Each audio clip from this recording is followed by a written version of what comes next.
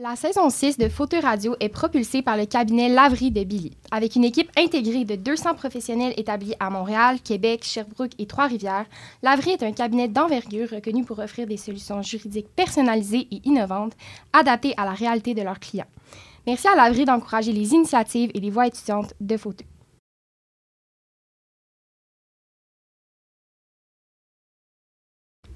Bienvenue dans ce nouvel épisode de Fauteuil Radio. Alors aujourd'hui, on va parler de comment bien réussir votre première année en droit. Entre la charge de travail, l'adaptation au rythme universitaire et toutes les premières fois qu'on vit à la faculté, ça peut être un peu déstabilisant au départ, mais heureusement, on n'est pas seul à vivre cette étape-là. Donc pour en parler, j'ai le plaisir d'accueillir 3 étudiantes, dont une qui vient tout juste de traverser cette fameuse première année en droit. Et elles sont là pour partager leurs meilleurs conseils, les défis qu'elles ont vécus, ce qu'elles auraient aimé savoir en commençant. Donc, on a également demandé aux futurs étudiants de première année de nous soumettre leurs questions via nos réseaux sociaux et on va profiter de l'occasion pour y répondre aujourd'hui. Alors, bienvenue Laurie, Martina et Rita. Je suis vraiment contente de vous avoir avec moi aujourd'hui. Avant qu'on commence notre discussion, pourriez-vous vous présenter une après l'autre, dire où vous en êtes dans votre parcours, donc en quelle année et d'où vous venez? Et peut-être aussi pourquoi vous avez choisi l'Université d'Ottawa pour faire votre baccalauréat en droit. Salut, je suis Martina Brumal et j'étudie en droit à la licence en droit civil. Je m'en vais en 3e année et je viens de Montréal et j'ai choisi Ottawa pour faire des nouvelles expériences. Salut, moi c'est Rita Wardi, également, donc je suis à la licence de droit civil en 3e année et je fais également un double bac en développement international. Donc, j'étudie, je viens de Gatineau, ça fait 5 ans que je suis ici. Et justement, j'ai choisi l'Université d'Ottawa pour avoir l'opportunité de faire ce double bac. Donc, ouais.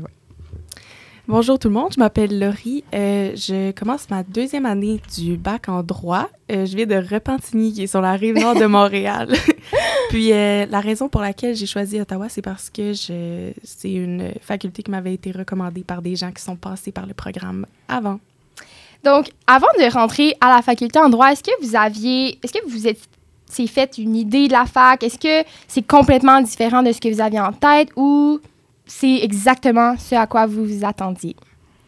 Ben, c'est ça. Moi, j'ai souvent entendu beaucoup de positifs de l'Université d'Ottawa, de son implication, de ses événements, aussi de tous les professionnels qui ont passé à travers l'université. Donc, c'est sûr que j'en avais déjà une bonne image. Puis en rentrant, j'ai pu voir l'étendue, puis j'en ai été encore plus surprise. Donc, ouais. Ouais, je pense que c'est un peu la même chose pour moi. En fait, j'avais pas entendu de négatif par rapport à l'Université d'Ottawa en spécifique, mais par rapport au programme de droit en général, puis toutes les universités confondues, ça, par contre, c'est une autre histoire. Ouais. J'avais entendu que c'était extrêmement compétitif, les gens étaient pas gentils entre eux, c'était difficile de faire un groupe d'amis qui allait être des vrais amis, puis c'est pas le genre de personnes qui vont te te donner des fausses notes de cours. Mais là, on entend des histoires de même. Là. Ouais, c'est vrai. Ben, c'est ça. Puis, finalement, heureusement, c'est pas du tout ça, l'expérience que j'ai eue. Puis, j'en suis ravie. Mais oui, surtout je pense que ce qui fait aussi que notre faculté se démarque quand même. Puis, on a tellement l'air d'une secte quand on dit ça parce qu'on le dit tout, mais c'est vrai. Ce qui nous démarque, c'est qu'on s'aide vraiment. Moi, je connais aucune autre faculté qui s'entraide puis qui a autant cet aspect de collégialité. Puis on va en parler plus tard, mais les programmes de mentorat, les programmes de grands frères, grandes sœurs, ça aide à instaurer cette culture-là de, au contraire, oui, il va toujours avoir de la compétition, là, on s'entend, mais c'est ça, il y a cette entraide puis cette collégialité qui, je pense, qui démarque notre faculté. Oui, je trouve que cet esprit d'entraide qu'il y a à Fauteuil, dans les autres universités, en tout cas de ce que j'ai entendu, c'est vraiment pas la même chose. J'ai vraiment été surpris à quel point, même les étudiants des autres années m'aidaient en première année, me donnaient des conseils, des notes, etc. C'est vraiment pas ce que j'avais vécu. C'est ça, en tête pour le droit en général, mais c'est aussi pas ce que j'avais vécu à mon secondaire et à mon cégep. Ouais. Donc, j'ai été vraiment surprise de trouver cette entraide en droit. Puis justement, en parlant du secondaire, du cégep, comment avez-vous vécu cette transition-là de passer? Parce que là, si je me trompe pas, vous êtes tous passés du cégep à l'université. Donc, comment avez-vous vécu ça? Est-ce que vous avez trouvé que la marche était extrêmement haute, en termes de charge de travail, etc., ou ça s'est quand même assez bien passé? Je trouve, moi, que mon secondaire était beaucoup plus chargé. La transition, justement, le cégep, il y avait beaucoup plus de cours, mais c'était quand même relativement... Tout dépend aussi du programme que tu as fait. Moi, je viens de sciences humaines, donc on va s'entendre que c'était pas la plus grosse des difficultés. Donc, c'est sûr que le saut vers la faculté de droit puis l'université en tant que telle, c'est pas évident. Mais justement, je me dis que ces années transitoires ont quand même aidé, mais c'est ça, donc c'est pas... Ouais, comme Rita a dit, c'est sûr que comme la transition entre le cégep et l'université va être difficile, surtout parce que je trouve que le droit, ce qu'on étudie, puis aussi les méthodes d'études sont tellement différentes. Mais j'étais allée à un secondaire et un cégep assez compétitif. Donc, quand même, juste le fait que je suis venue ici et on s'entraidait entre nous, on se partageait des notes, on étudiait ensemble, je trouve que ça a vraiment, vraiment aidé à ma transition. Donc, c'est sûr que c'est difficile, mais si tu choisis les bonnes personnes et les bonnes ressources en première année, je trouve que ça peut vraiment faire la différence. 100%. Puis, tu sais, je pense qu'une grande partie de ce qui rend ça très difficile, c'est que tu es stressé, tu es anxieux, tu sais pas à quoi t'attendre. Exactement. Fait que je pense que si tu dis que les choses vont arriver en leur temps, puis que tu vas prendre le temps de trouver ta façon, qu'est-ce qui fonctionne pour toi, qu'est-ce qui est différent du cégep, puis comment tu peux t'adapter, ça va bien aller. Ouais. C'est ça. Puis comme tu as dit, c'est la première fois qu'on fait du droit, justement. On n'en a jamais fait auparavant. Donc, il faut se donner une certaine chance, puis éviter de se mettre tout de suite la pression que je dois absolument tout comprendre. Comme vous l'avez dit, justement, c'est le fait de prendre le temps de voir ce qui marche pas. Donc, Absolument. Puis c'est important aussi de savoir que pas tout le monde a le même background. Il y en a qui ont fait des techniques, des bacs, d'autres études. Puis, genre, on a toutes des backgrounds différents. Donc, c'est important de ne pas prendre tout au sérieux.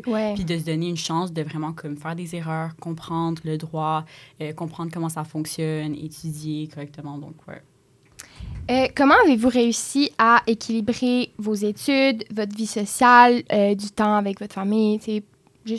Comment avez-vous réussi à équilibrer votre temps en général, mettons? Mais ça, moi, personnellement, j'ai toujours maintenu ma job. Donc, je travaillais à temps partiel. En première année, c'est sûr que c'était pas évident. C'est surtout l'adaptation qui est pas facile. Tu dois... Le conseil que j'ai à donner, c'est de ne pas mettre son focus dans une seule chose parce que ça va être au détriment de l'autre. Donc, savoir équilibrer autant ton temps d'études que justement tes activités, que ton implication à la faculté. Donc, c'est aussi de faire preuve d'énormément d'organisation.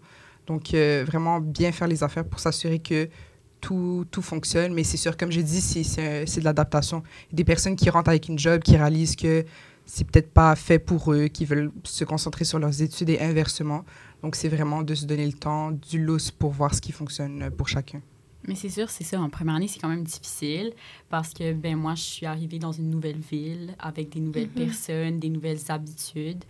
Donc, je crois que c'est juste de prendre un peu comme un jour à la fois, de voir ce qui marche pas. En effet, il y a plusieurs personnes qui arrivent en droit et ils ont une job, ils travaillent beaucoup d'heures par semaine, puis après, ils réduisent les heures au fil du temps parce qu'ils réalisent que ça ne marche pas vraiment. Donc, juste de comme, réaliser ce qui marche, ce qui ne marche pas. Mais c'est important quand même de garder des activités en dehors de l'école juste pour pouvoir comme, sortir de ce milieu qui peut être vraiment stressant puis comme aliénant si tu mettre toute ton énergie et tout ton temps dans ça. Fait que, je trouve que c'est vraiment important quand même d'avoir une vie en dehors de la faculté, juste pour que, tu puisses avoir des pauses si jamais tu es vraiment fatigué. C'est ça. Bien, surtout, c'est très important, là, selon moi. Je veux dire, si tu ne prends pas de pause puis tu fais que étudier, il y a un moment où tu vas arriver puis ça sera juste plus utile parce que tu vas être comme burned out, tu sais. Puis je pense que des fois, je suis le genre de personne qui va culpabiliser à sortir, aller voir mes amis, puis tout ça. Puis tout le temps que je suis avec mes amis, je vais me dire, je pourrais être en train d'étudier. Mais je pense qu'après la première année, je suis capable d'arriver à un point où je me dis, des fois, là, entre 25 ou 26 heures d'études, là, ma note, elle ne changera pas. Non, c'est ça. T'sais, fait que prends cette heure-là, puis essaye de te sortir l'école de la tête, puis faut pas culpabiliser. Puis aussi, moi, je suis vraiment le genre de personne qui, je le sais déjà que je vais être nostalgique de mes années universitaires. Je pense que c'est très important de prendre le côté académique au sérieux parce qu'on est là pour ça, on s'entend. Mais je le sais que plus tard, on va se souvenir de nos années universitaires, puis on va vouloir avoir des souvenirs dans les parties, les soirées sociales, les tournois organisés par Marek de volleyball. Je pense que c'est important de vraiment trouver cette balance entre étudier et également rencontrer des personnes, se sortir de sa zone de confort, s'impliquer dans la faculté. Donc, je suis d'accord avec tout ce que vous avez dit. Mais c'est ça, puis je trouve que parfois, juste comme sortir avec tes amis après une longue journée d'études, genre, ça aide et ça t'aide à mieux étudier le lendemain comme tu veux. Genre, ta tête va être plus libre et tout. Comme, on dirait que comme c'est ça, genre, parfois, tu dois juste voir tes sorties puis tes activités, pas comme nécessairement une perte de temps, mais quelque chose qui va t'aider à te concentrer plus puis juste à te mettre là-dedans puis tout. Absolument. Est-ce qu'on a parlé justement de la vie sociale un peu, puis on le sait, à notre faculté, le côté implication prend une énorme part. Donc, est-ce que vous, personnellement, en première année, vous avez participé à des associations étudiantes? Puis si oui, est-ce que ça vous a aidé peut-être à mieux vous intégrer dans la faculté? Moi, personnellement, justement, étant donné que je travaillais déjà, je me suis dit, je ne vais pas m'ajouter encore une implication que je ne vais pas pouvoir honorer à la fin de la journée.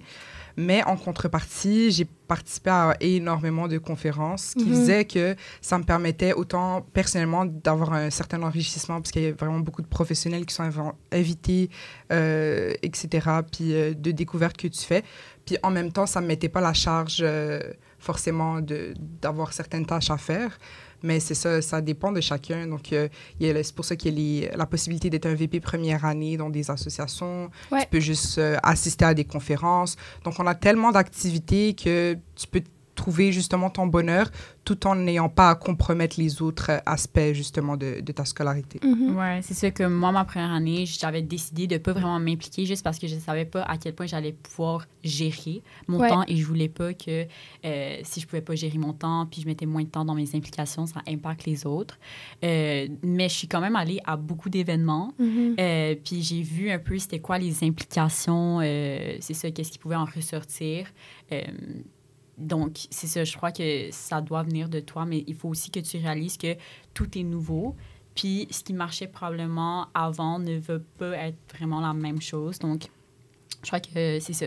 Tu dois voir comment tu gères ton temps la première année, puis comment tu peux en prendre plus, si tu peux en prendre plus. Mais c'est ça, c'est important de gérer ça, puis c'est ça. Ouais, puis comme vous deux, moi non plus, je me suis pas impliquée à ma première année. Mais là, tu sais, je commence ma deuxième, puis j'ai choisi vraiment de m'impliquer plus. Puis je me dis que c'est ça, ben justement, m'impliquer, ça va me faire rencontrer des personnes. Parce que c'est pas nécessairement assise dans ton cours que tu vas rencontrer des gens puis te faire des amis. Tu sais, c'est pas vraiment le moment. Puis je pense que c'est important d'avoir un assez bon cercle. Puis c'est ça, c'est en s'impliquant que tu vas le faire. Mais tu sais, je pense que c'est un peu poussé sur les premières années de s'impliquer. Puis c'est pas parce que tu le fais pas que c'est pas correct. Absolument, je suis d'accord. C'est aussi important à savoir, là. C'est une bonne idée de s'impliquer, mais je pense qu'en première année, si tu penses que pour toi, ça va être trop... Mais c'est ça, écoute-toi. Puis je trouve que c'est bon de vous avoir les trois qui... mettons, vous vous êtes impliqués, parce qu'on se connaissait tous. Fait vous vous êtes impliqués à votre façon, mais pas nécessairement dans une association. Puis là, de voir que ça vous a pas empêché de vous impliquer en deuxième, en troisième. Fait que c'est tellement correct de choisir aussi de prendre sa première année pour s'intégrer à une nouvelle ville, parce que la plupart d'entre nous, on vient d'ailleurs, etc. C'est tellement correct. Puis c'est ça. Bref, c'est juste ça que je voulais dire. Je trouve que c'est correct aussi. Puis c'est bien qu'on encourage l'implication en première année, mais vous allez rencontrer des gens, même si vous n'avez pas le temps parce que votre situation vous l'empêche. C'est sûr, parce que quand même, genre, s'intégrer dans une nouvelle faculté, un nouveau programme, une nouvelle ville, ça prend quand même beaucoup de ton temps. Donc, c'est ça. Genre, c'est bien d'encourager les implications, mais c'est important de ne pas en prendre trop. Surtout si tu ne te connais pas encore dans ce milieu. Donc, Oui, et il y a la journée des clubs qui s'en vient le 10 septembre. Et moi, j'encourage tout le monde à y aller, même si vous ne considérez pas nécessairement rejoindre une association, un comité, de circuler, de rencontrer les présidents, les membres de ces associations-là, de savoir quel type de droit est représenté, quel type de sujet, le défilé fauteux, de voir que vous avez cette option d'y participer ou pas. Moi, je considère que c'est une super belle opportunité de voir aussi pour les éventuelles conférences qui pourraient vous intéresser et que vous pourrez aller voir. Donc, je vous encourage, c'est le 10 septembre. Et est-ce qu'en première année, après votre première année, en fait, est-ce que vous aviez déjà une idée dans quelle branche du droit on veut aller? Parce qu'il y a plusieurs étudiants qui ont posé la question, est-ce que c'est normal si, après un an, je le sais pas? Est-ce que tout le monde has it figured out ou pas nécessairement? Ben, moi, je vais parler pour moi-même et je vais dire que, tu sais, en droit, j'ai assisté à beaucoup de conférences, donc j'ai appris beaucoup plus de types de droits que je connaissais au début de ma première année, mais je ne le sais pas encore, je ne suis pas encore sûre. Donc ça, c'est mon expérience, mais je sais qu'il y a plein de personnes en droit qui arrivent en première année, puis ils sont très convaincus, et ensuite, ils ne le sont plus après comme une année ou deux. Donc je crois que tu ne devrais pas trop te mettre de pression parce que tu veux tellement apprendre de choses dans tes cours, mais aussi aux événements, etc. Donc, ouais, ça, c'est mon expérience, mais... Mais c'est ça. Moi, j'ai toujours eu un intérêt pour le droit international, ce qui a un peu fait en sorte que j'ai fait le double bac. Mais même en rentrant, comme tu l'as dit, parfois, tu rentres avec une préconception dans ta tête. Tu te dis, je vais finir dans ce domaine. Mais tu pars avec... Justement, tu n'as pas encore les connaissances, tu ne sais pas comment le milieu fonctionne, tu ne connais pas encore les débouchés, donc il ne faut pas se rester dans une certaine mentalité de « je vais faire telle affaire ». Mais il y a des gens qui sont déterminés, puis ils savent ce qu'ils veulent, puis c'est en effet ce qu'ils veulent faire. Mais justement, il faut juste garder un esprit ouvert, puis se dire que à mi-parcours, on est encore au bac, donc on vient de commencer à se familiariser au droit. C'est pas vrai qu'on doit savoir tout de suite ce qu'on veut faire. Puis justement, tu vas faire tellement de cours, tu vas avoir l'opportunité de prendre des choix de cours aussi pour découvrir des domaines de droit qui ne rentrent pas forcément dans le droit typique qu'on va appeler. Là. Donc, c'est ça, il faut juste se donner une chance, garder un esprit ouvert, puis c'est ça, naviguer, puis ouais, garder un esprit ouvert. C'est tellement vrai parce que moi, je suis allée à des conférences de droit qui ne m'intéressaient pas nécessairement, mais j'en ai appris tellement, puis j'étais comme, oh wow, genre, ce droit m'intéresse. Mais c'est ça, je trouve que aussi c'est important de mentionner que plusieurs avocats nous disent que, tu sais, ce que tu étudies dans tes cours, c'est tellement différent de la pratique. Ouais, c'est ça, donc il y a plein de personnes qui aiment un type de droit, mais après, quand ils arrivent à la pratique, c'est pas vraiment ce que c'était dans leur cours. Donc, c'est important à savoir et c'est pour ça que c'est important aussi d'aller aux événements parce qu'il y a les avocats qui parlent de leurs expériences et qui parlent de leur pratique dans les types de droit. Donc, ouais. Ben oui. Je suis 100% d'accord avec ça. Moi, j'ai aucune idée.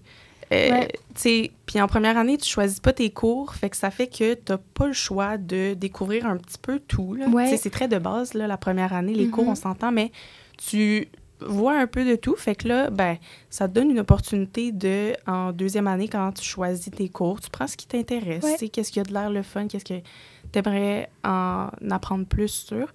Puis... pas de stress, je pense. Ah, je suis d'accord. Je suis tellement d'accord. Moi, nous trois, en fait, on commence notre troisième année. Puis Rita, toi, tu sembles, tu sais, droit international, mais moi, personnellement, je sais vraiment pas. Là. Je pourrais choisir... Comme je suis tellement curieuse, puis il y en a tellement qui m'intéressent que je sais pas où me situer. Comme je connais des gens aussi qui sont comme... Il n'y a aucun droit qui m'intéresse. Tu sais, c'est normal, puis c'est correct aussi, parce que c'est un bac aussi qui nous permet de faire tellement de choses après. Donc, sentez-vous pas trop perdu, puis sachez que ça, c'est quelque chose qu'on avait abordé aussi dans le podcast de l'année dernière, quand on avait fait la première édition des conseils pour la première année en droit. Il y a beaucoup de gens qui vont, je veux pas dire faire comme si ils savaient, mais qui vont paraître comme si tout allait bien, comme s'ils savaient exactement là où ils s'en allaient. Mais en réalité, la plupart d'entre nous, on est perdus, on se questionne honnêtement on a day-to-day basis.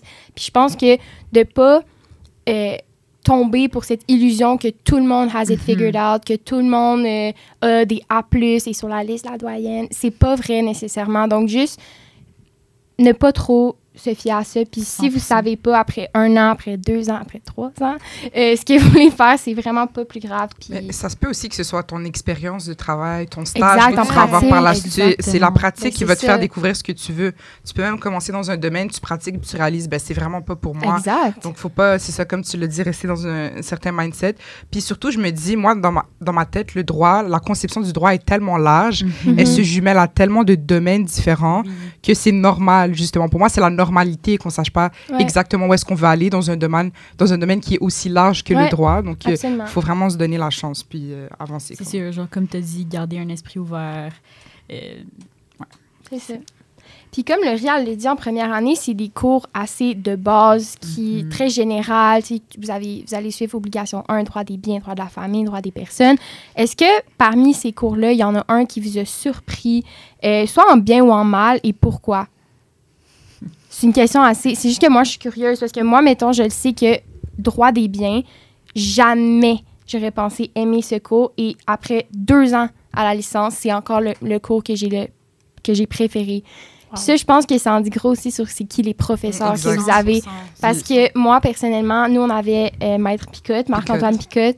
Et sérieusement, je me souviens, nous, on était dans la même classe là, de première année, fun fact, moi, Rita et Martina. Puis c'était notre premier cours en droit. Et je me souviens encore de ce jour-là.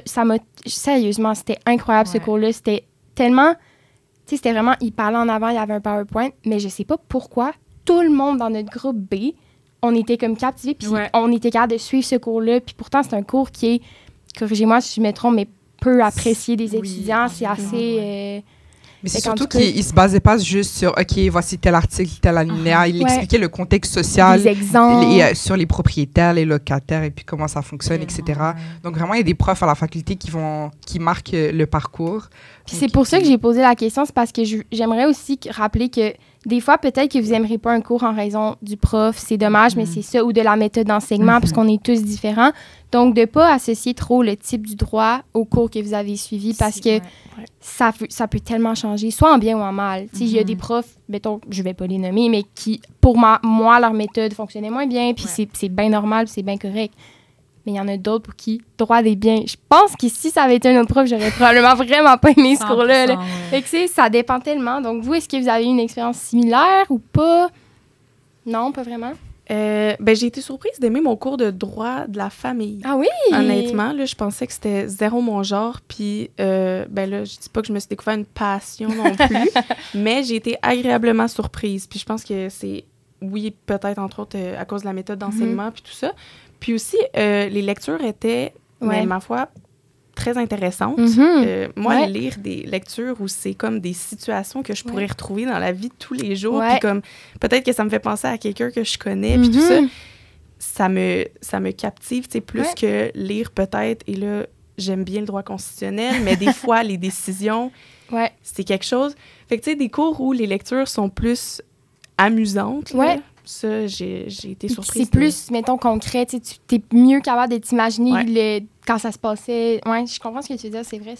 Tant mieux, droit de la famille. Mais c'est ça. Moi, c'est droit constitutionnel. Je pensais vraiment, honnêtement, moi, j'étais comme droit public. Non, c'est pas mon truc.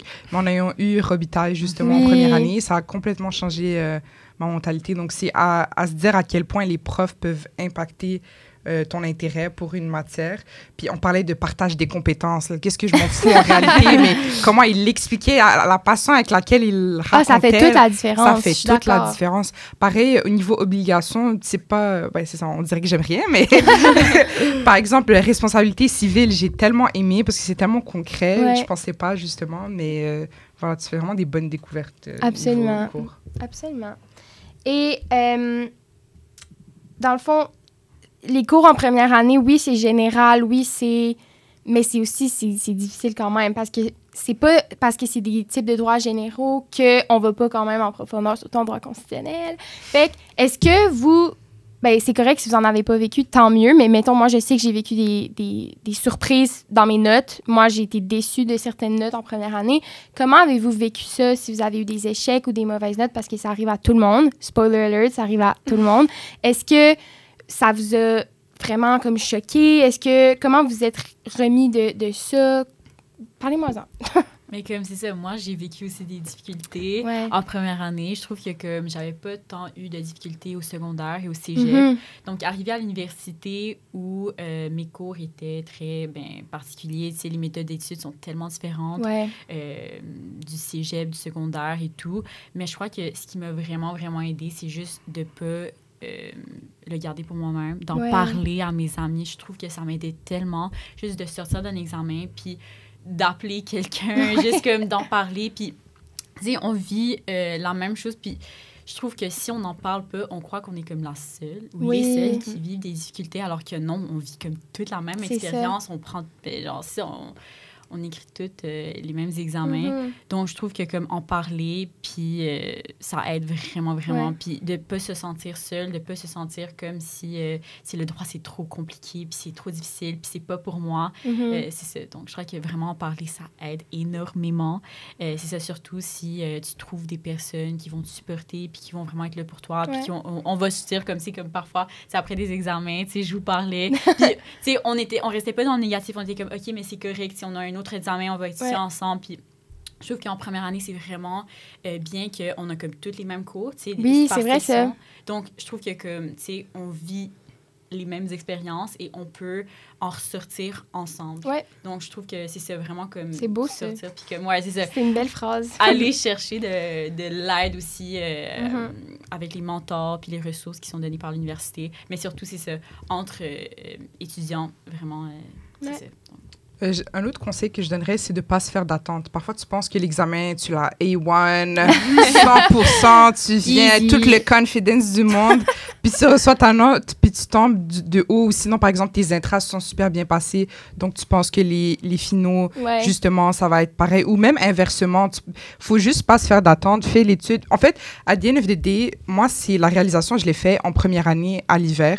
Puis je l'avais dit à Laurence, justement, je lui ai dit, écoute, moi, là, j'accepte. It is what it is. Je fais mon étude du mieux que je peux. Je consacre le temps. J'ai pas de regrets. Puis si ça n'a pas passé, ça n'a pas passé. Puis ça va arriver dans votre parcours. Il y a une matière, on a tous une matière là, que ça accroche pas. Là. Ça passe pas ni de proche ni de loin. Donc, juste vous donner une chance. Puis c'est surtout aussi qu'on a l'opportunité d'avoir des examens qui sont non préjudiciables. Oui, donc, c'est pas une fatalité. OK, tu as une moins bonne note. Mais c'est juste un indicateur que peut-être tu dois changer ta manière d'étudier, etc. Donc, c'est jamais une fatalité. À la fin de la journée, on va tous graduer, on va tous s'en sortir. Donc, faut pas le voir comme justement, j'ai raté ma vie, etc. Faut vraiment relativiser puis passer à autre chose pour pas que... C'est vraiment ton mindset pour pas qu'il impacte justement tes autres examens. Donc, c'est qui tout double. Parfois, ça va super bien se passer, parfois non.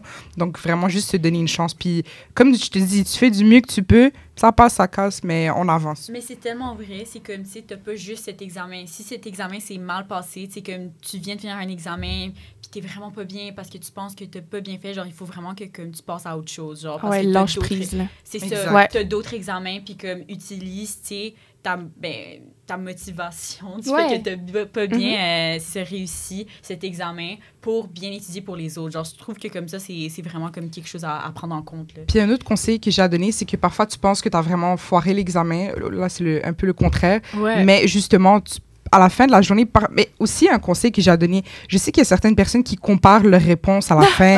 Et ça, c'est vraiment une fatalité. Parce que ça finit en débat, puis au final, ça a servi personne parce que c'est le prof qui va corriger. Tu peux même avoir la même réponse, mais tout est question de comment tu le justifies. Donc, 100%. C'est ça. Le mieux, c'est juste de se supporter, mais échanger les réponses des questions, ça nuit. Et ça, mon humble opinion, je pense que ça sert à rien, pour être honnête. 100%. Surtout si t'es le genre de personne qui est un overthinker, fais pas ça. Finis ton examen et quitte. Va-t'en chez toi, fais d'autres choses, distrais-toi, parce que sinon, là, puis je parle par expérience, tu vas penser à ça jusqu'à ce que tu reçoives ta note. Puis tu sais, te dire après un examen, « Oh, mais peut-être que j'aurais dû faire ça, j'aurais dû écrire ça. » Ouais, mais ton examen, il est remis. Il est fait. Tu l'as plus. C'est fini. Tu peux rien changer, alors lâche prise. Va t'acheter un sweet treat. Moi, je fais ça après mes examens. Puis, tu sais, bravo, là. T'as réussi. T'as fait l'étude, t'as donné ce que t'avais à donner, puis c'est ça. Genre, tu peux pas aller, genre, reprendre ta copie puis changer tes réponses. C'est comme c'est fini, là, tu l'as donné. Mais c'est ça, je vais toujours me rappeler, tu sais, en entreprise, il y avait, c'est ça, il y avait une longue réponse. Il y avait une longue réponse que tout le monde avait eu comme... Ben, ils avaient parlé de leur réponse, puis ils avaient eu comme la même chose. Et Laurence, t'avais eu quelque chose de slightly différent. En fait, c'est que c'était une longue mise en situation, puis... En entreprise, en tout cas, il y avait comme une méthode, des étapes à suivre dans la réponse. Puis moi, j'avais comme passé par un autre chemin, puis j'avais comme dit autre chose. Puis je me souviens, je parlais à Martina, je me suis dit, on est devant l'entrée de fauteuil, je suis de même... Non. J'entends tout le monde parler. Martina me dit, ouais, moi aussi, j'ai dit l'autre affaire, whatever. Puis elle essaie de me rassurer. Puis je me souviens, tu m'avais dit, mais stresse pas, peut-être que c'est toi qui as la bonne réponse. Puis ben, turns out, c'est pas pour flex. Merci Martina de l'avoir venu. Mais tu sais, turns out que c'est moi tellement qui l'avait eu. T'avais la bonne réponse. Puis je te l'avais dit, j'étais comme Laurence, c'est comme moi, je suis pas sûre. Genre, personne n'est sûr de leur réponse. C'est pas comme le corrigé du prof, là, ce que les gens disent. C'est comme... Puis tu sais, on est tous, je pense qu'on, ben en fait, je veux pas généraliser, mais on fait quand même de l'anxiété de performance, on est dans un domaine d'études. Fait que moi, je me souviens, ça m'avait tellement causé de l'anxiété. Puis c'était juste avant notre semaine, j'allais dire semaine de relâche, semaine de lecture. Fait que tu sais, je stressais pendant des jours. Puis finalement, j'aurais pu m'éviter un stress qui n'était pas nécessaire si j'avais mis j'avais gardé mes bouchons, en fait, parce que moi, je porte des bouchons dans mes examens. Garder mes bouchons, puis je serais sortie, aller dans mon appartement, puis pas parler à personne. Mais c'est ça. C'est comme c'était vraiment un bon exemple de comme pourquoi tu devrais pas comparer tes réponses, puis à la fin, ça te cause un stress, genre, pas nécessaire. Exactement. Et comme, tu sais, odds are, t'as la bonne réponse. Puis aussi, un petit conseil pour ceux qui, eux, se sentent à l'aise de partager leur réponse. C'est tellement correct, mais vous savez jamais la personne à qui vous le dites, si elle commence ça, si elle a fait de l'anxiété par rapport à ça. Fait que faites attention, puis tant mieux si vous trouvez des gens avec qui vous aimez se comparer vos réponses, c'est bien correct. Mais assurez-vous que la personne est réceptive parce que c'est pas toujours le fun. Mais parfois, mais moi, c'est ça. Moi, ma mentalité, je fais mon examen, puis je trace dehors, je sors le plus rapidement possible. Moi, c'est les gens qui débriefent l'examen dans la salle d'examen. Je suis comme, guys, laissez-moi fuir, puis après, ayez votre conversation. Mais c'est ça, chacun, il y en a justement qui aiment parler de l'issue de leur examen, c'est correct, mais il faut s'entendre avec l'autre personne, qu'elle soit aussi mais c'est ça, parfois, genre, dans le même mindset. Intercepté à la fin de l'examen. T'as mis quoi à la question B? Non, je vais pas en parler. Je suis comme, mais moi, je vais en parler. Mais je suis comme, mais je veux pas en parler. Mais en tout cas, mais c'est très vrai, genre, rassurez-vous que la personne est réceptive et qu'elle consente dans la conversation, genre. C'est ça. En tout cas. Et là, bien évidemment qu'on n'allait pas faire un podcast sans avoir une question sur la course au stage. Donc, est-ce que la personne a demandé, dois-je me préoccuper de la course au stage dès ma première année? Je vais vous laisser répondre. Non. Non, fais du podcast. Je sais que c'est une préoccupation pour certains. Tout dépend, en fait, c'est avec qui tu as eu un contact quand tu parlais du droit. Certaines personnes vont t'en parler en te mettant la pression, d'autres vont te rassurer. Moi, dans mon cas, on m'a rassuré, on m'a dit, écoute, on va te parler de la course au stage, mais tu n'es même pas éligible à ta première année. C'est pas un stress que tu dois avoir à l'instant. Donc, personnellement, c'est ça. C'est pour ça que c'est une bonne chose que tu l'amènes parce qu'au moins, on peut déconstruire cette idée préconçue qu'il faut déjà commencer à stresser par la course, qu'il faut que tu fasses la course absolument pour te trouver un stage. Donc, c'est une très bonne chose. Je veux dire, c'est une bonne opportunité. Des personnes qui ont l'occasion, justement, de se trouver un stage qu'ils ne l'auraient pas trouvé d'une autre manière. Puis, ça reste une expérience en tant que telle, donc de réseautage, d'entrevue, de cocktails, etc. Mais il ne faut pas non plus le prendre comme une obligation ou une fatalité si tu le fais pas. Donc, ouais, c'est sûr. Exact. Puis, tu sais, je vous promets, là, vous allez avoir l'opportunité d'en entendre parler pendant votre parcours. Ouais. Alors, si en ce moment, vous entrez en droit, vous avez vraiment plusieurs choses que moi, je commencerai à penser avant la course au stage. Je suis d'accord. C'est ça, il y a des étapes. Donc, ce n'est pas la première pour vous. Non, pas du tout. Pas du tout. Et maintenant qu'on a répondu à ces questions-là, est-ce que vous aimeriez donner plus des petits conseils, plus en rapide? Donc, j'ai des questions à vous poser là-dessus. Alors, pour faciliter votre étude, est-ce qu'il y a des ressources en particulier que vous avez utilisées, puis seriez-vous prêt à les partager? Ben, personnellement, c'est Sudoku. Tu sais, comme nous, on a un compte partagé de Sudoku. Et je trouve que ça t'aide parce qu'il y a plusieurs résumés de jugement, il y a plusieurs notes et tu peux comparer tes notes avec les leurs. Mais tu sais, il faut quand même que tu fasses attention que ça ne va pas toujours être les meilleures notes et les bonnes réponses puis les bons résumés de jugement. Mais je trouve que comme ben aussi des ressources comme les mentors à l'université, c'est comme moi, un de mes plus grands regrets en première année, c'était de ne pas aller voir mes mentors.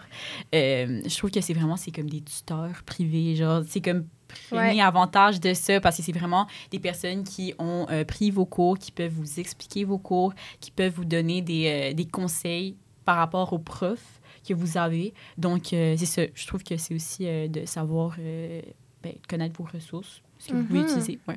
Puis je trouve aussi, au-delà de Sudoku, comparer des notes de cours avec d'autres personnes parce que parfois, tu as un cours de 3 heures, tu es là, tu notes, mais c'est pas forcément, tu n'as pas eu l'opportunité d'écrire absolument tout. Donc, comparer avec parcimonie, comme on a dit, faire attention. Puis aussi, un programme qui est mis en place, c'est le programme de grand frère, grande sœur.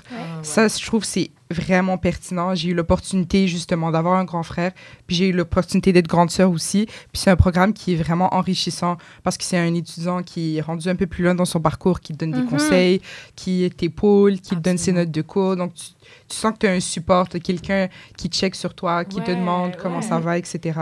Donc, en ayant l'opportunité aussi des deux côtés de l'avoir fait, d'avoir été aidé, je trouve que c'est tellement pertinent comme programme. Ouais. Et c'est ça, tu te sens vraiment supporté. Puis c'est aussi genre de ne pas avoir peur de poser des questions aussi. Absolument. Pas seulement à ton grand frère, grande soeur, mais aussi à des étudiants plus vieux. Parce que moi, personnellement, j'adore donner des conseils. J'adore raconter mes histoires de cours et tout. Donc, je trouve que comme ça nous fait tous vraiment plaisir. Donc, de ne pas avoir peur parce que moi, genre, j'avais toujours comme de l'anxiété de demander aux plus vieux si c'est des conseils et tout, mais ça leur ferait vraiment plaisir. Fait que, ouais.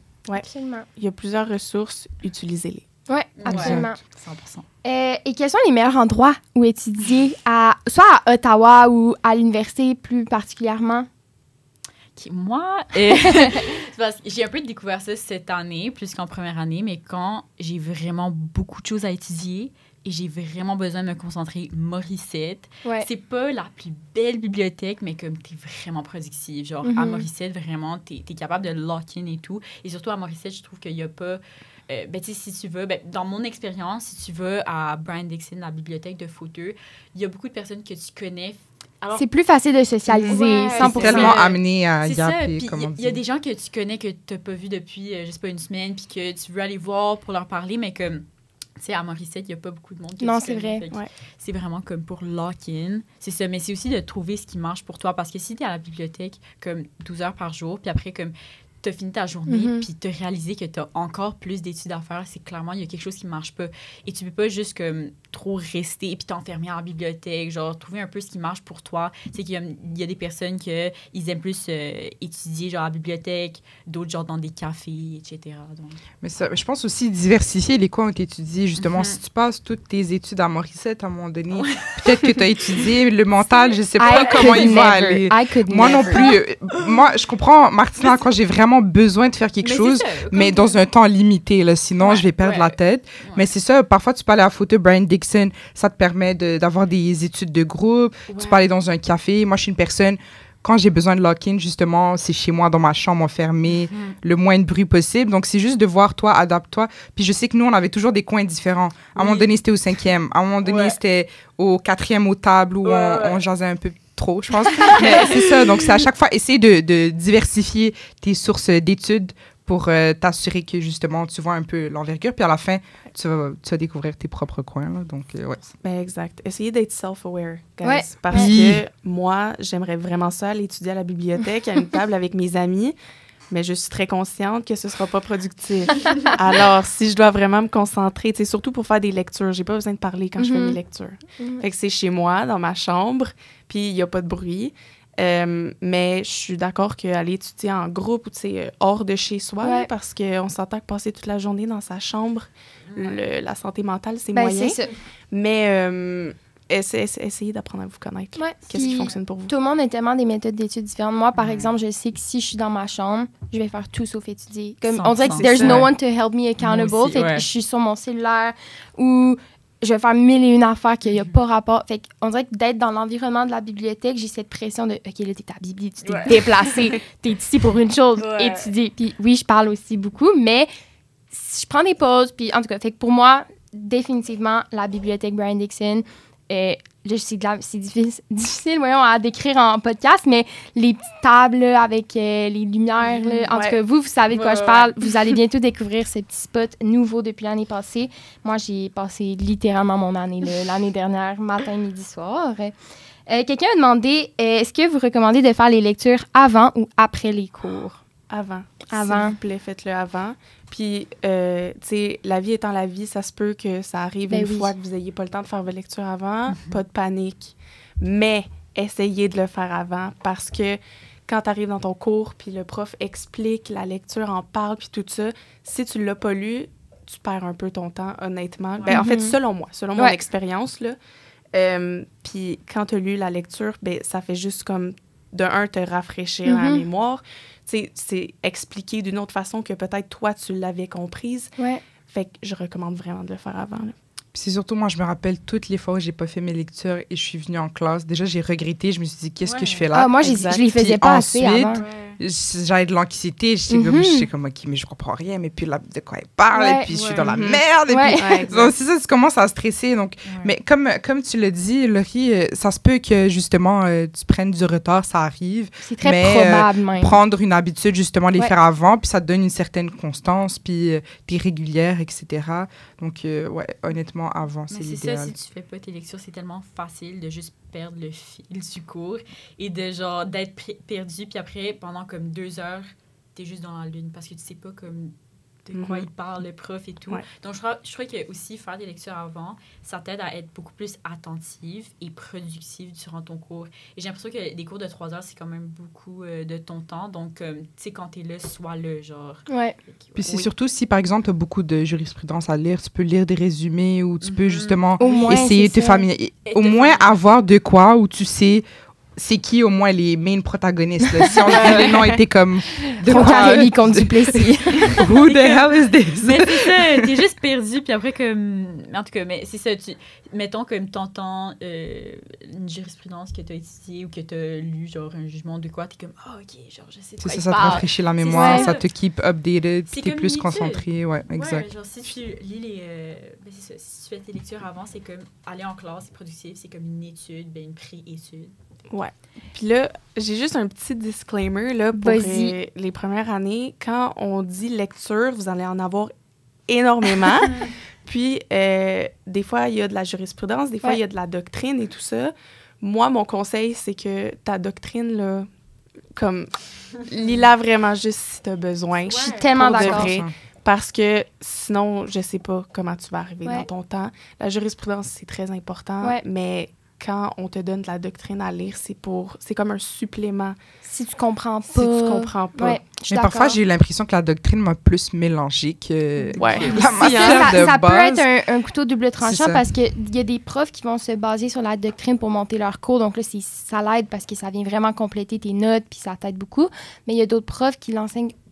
On s'entend, c'est la même chose qu'ils enseignent, mais vraiment différemment. Donc la doctrine vient être mélangée. Fait que Laurie, j'apprécie que tu aies dit ça parce qu'un autre conseil que moi je donnerais, c'est d'attendre avant d'acheter tous vos cahiers de doctrine.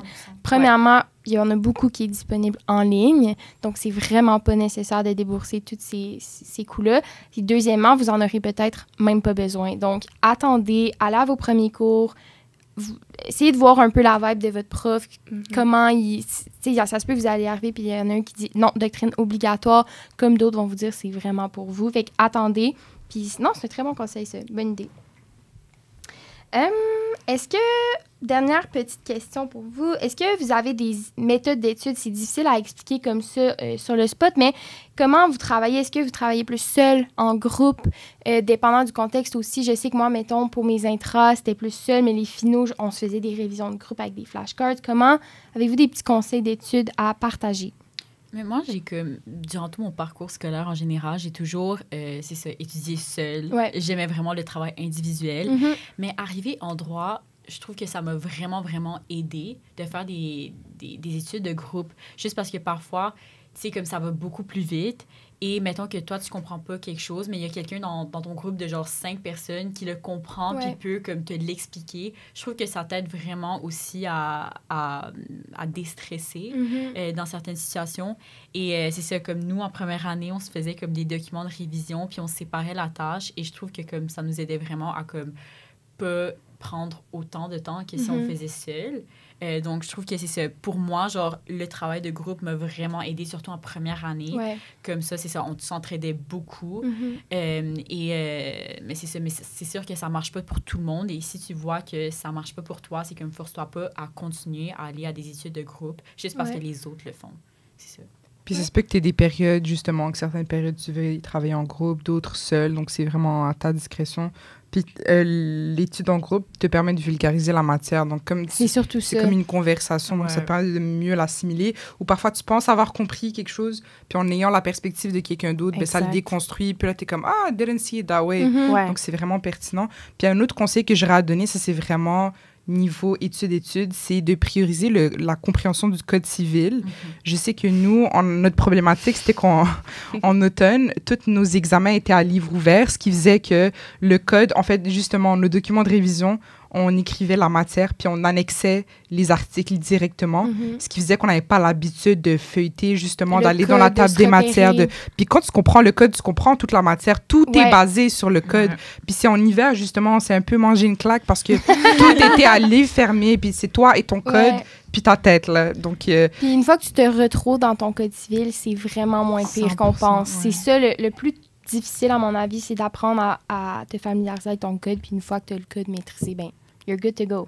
C'est vrai. Puis c'est ça. Puis aussi, il n'y a personne qui va vraiment t'apprendre une méthode d'annotation. Ouais, moi, à chaque fois que j'ai demandé à quelqu'un, c'était toujours un peu... chacun avait sa propre méthode. Donc aussi, donne-toi du lousse dans le sens où ta méthode de première année va constamment changer. Donc, tu y vas avec justement ce qui est fait pour toi.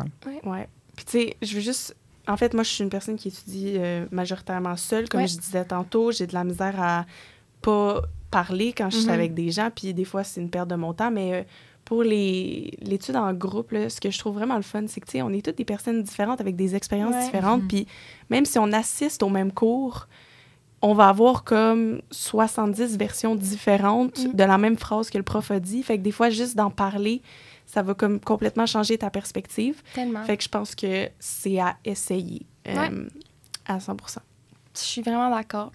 Donc, ça fait le tour pour les questions qu'on a reçues, mais avant de terminer le podcast, j'aimerais qu'on parle un peu plus en détail des différentes ressources, notamment que l'AED met à la disposition des étudiants de première année pour les soutenir. Donc, on en a parlé, il y a le mentorat. Sur ce, je vous invite à aller suivre. Il y a un compte Instagram des mentorats. Si jamais il y a certains mentors qui s'absentent lors d'une journée, vous allez le voir passer là. Évidemment, ils vont également communiquer avec vous dans les conversations Messenger, par exemple, mais ça facilite le tout. Donc, cette année, ils sont 5 mentors vraiment disponibles. Il y en aura un à tous les jours de la semaine. Une super équipe. Vraiment, on les connaît très bien, puis ils sont vraiment gentils, accessibles. Donc, n'hésitez jamais à aller les voir. Je pense que c'est Martina qui l'a dit tantôt, mais moi aussi, personnellement, j'en ai pas assez profité de cette ressource-là l'année passée. Ils ont un bureau dédié à eux. Puis là, malheureusement, je me souviens plus du local par cœur, mais vous allez tous avoir ces informations-là qui vont vous être communiquées. Donc, profitez des mentors. Allez les voir. C'est des étudiants, donc c'est pas tant intimidant. Donc, profitez-en. Il y a également le programme Grand Frère, Grande Sœur. Les inscriptions sont maintenant ouvertes, donc on vous invite à aller vous inscrire. Il y a un lien dans la bio du compte Instagram de l'AED. Ça, c'est vraiment un programme incroyable. Moi, j'ai eu une grande sœur en première année. J'ai été grande sœur l'année dernière. Ça te permet de rencontrer des étudiants. Le formulaire vous permet aussi d'être jumelé avec quelqu'un du mieux qu'on peut qui vous ressemble, donc qui vient peut-être de la même région que vous, qui a les mêmes intérêts que vous. Etc. Donc, c'est quelqu'un qui peut vous aider autant académiquement qu'aussi à vous impliquer dans la faculté, à rencontrer des gens et à faciliter l'adaptation au rythme universitaire. Je vous encourage également à aller vers les autres étudiants de votre année, de vos classes, parce que c'est pas des mensonges quand on vous dit qu'on s'entraide et il y a cette collégialité-là. Donc, profitez du fait que vous êtes à une faculté comme la nôtre. On a également reçu des questions par rapport aux étudiants anglophones. Puis je tiens à vous rassurer, il y a une quand même assez grande et importante communauté anglophone ici à Fauteux.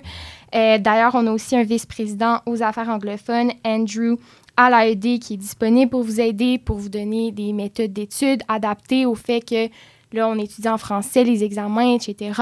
Donc, on va essayer de faire un podcast très prochainement avec lui pour vous donner des conseils plus spécifiques à votre situation. Et également, il y a aussi Daniela Ingabire à la faculté, qui est une ressource incroyable. Elle peut vous aider avec vos accommodements scolaires, des conseils. C'est vraiment une personne extrêmement accessible, gentille. Donc, je vous encourage également à aller vers elle. Donc, c'est déjà la fin de l'épisode d'aujourd'hui. Ben, je dis déjà, ça a été quand même un long épisode, mais c'est déjà, ça a passé vite de vous parler, les filles. Donc, un immense merci d'avoir les 3 pris le temps de partager vos conseils, vos expériences. Je sais que c'est certain qu'il y en a plusieurs qui nous écoutent, qui sont rassurés en ce moment. Donc, à vous, ceux qui nous écoutent et qui arrivent en première année, on espère sincèrement que cet épisode vous donnera un peu plus de confiance pour aborder cette grande étape qui est le bac en droit. Donc, c'est ça. En mon nom, là, je vais parler pour moi, mais moi, mes années à Fauteux, c'est parmi les plus belles étapes et les plus belles années de ma vie. Donc, prenez le temps d'en profiter, allez à votre rythme. Rita, tu l'as si bien dit tantôt, on va tous graduer. C'est correct d'avoir des échecs, c'est correct. on va tous traverser la ligne puis se faire appeler maître éventuellement. OK, guys? No stress. Donc, n'hésitez jamais à demander de l'aide. On est tous disponibles pour vous. Et merci de votre écoute. Puis on se retrouve très bientôt pour un prochain épisode de Photo Radio.